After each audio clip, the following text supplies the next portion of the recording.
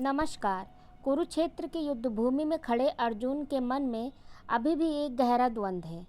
भगवान श्री कृष्ण ने अध्याय 2 में आत्मा का ज्ञान दिया था, लेकिन अर्जुन के मन में अभी भी एक प्रश्न शेष है।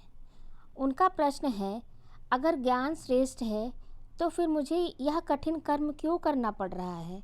यह युद्ध करने के लिए मुझे क्यों कहा जा रहा है? इसी प्रश्न का उत्तर भगवद गीता का अध्याय 3, जो कि कर्म योग है, देता है। अर्जुन श्री कृष्ण से कहते हैं, यदि आप ज्ञान को कर्म से श्रेष्ठ मानते हैं तो फिर मुझे इस भयानक युद्ध में क्यों झोंक रहे हैं? अर्जुन, जिनका मन भ्रमित है, वह संन्यास और कर्म के बीच फंसे हुए हैं। वे सोचते हैं, क्या कर्म से मुक्ति संभव है या कर्म से दूर भाग जाना ही सही मार्ग है? इस प्रश्न को सुनकर श्री कृष्ण कहते हैं, इस संसार में कोई भी प्राणी एक भी कर्म किए बिना नहीं रह सकता है। सांस लेना, सोचना, चलना, यह सब भी कर्म ही है। कर्म से भागना असंभव है, लेकिन कर्म से बंधन इच्छा के कारण बनता है।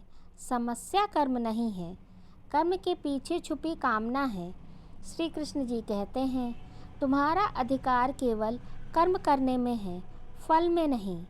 जब मनुष्य फल की इच्छा, मान अपमान का डर, लाभ हानि की चिंता छोड़कर कर्म करता है, तब वही कर्म बंधन नहीं बल्कि मुक्ति का मार्ग बन जाता है।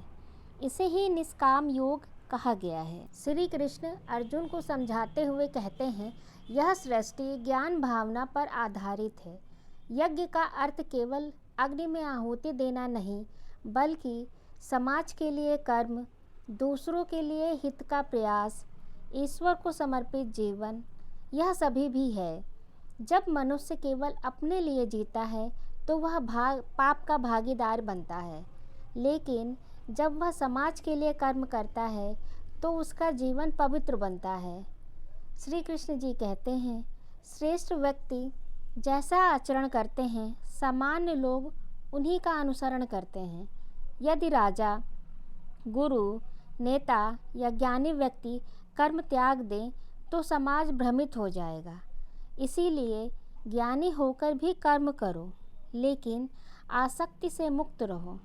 स्वयं श्री कृष्ण कहते हैं, यदि मैं कर्म ना करूं तो संसार नष्ट हो जाएगा।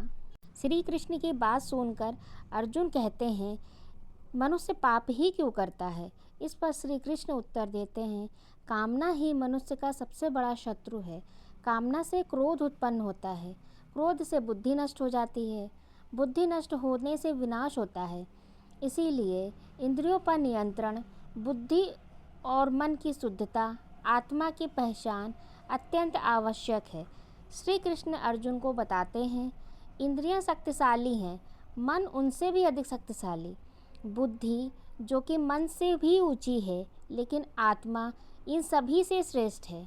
जो व्यक्ति आत्मा को जान लेता है वह इच्छाओं पर विजय प्राप्त कर लेता है।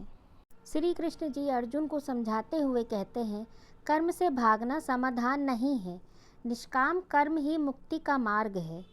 कर्तव्य को ईश्वर को समर्पित करो, कामना और अहंकार से मुक्त रहो, यही है कर्म योग।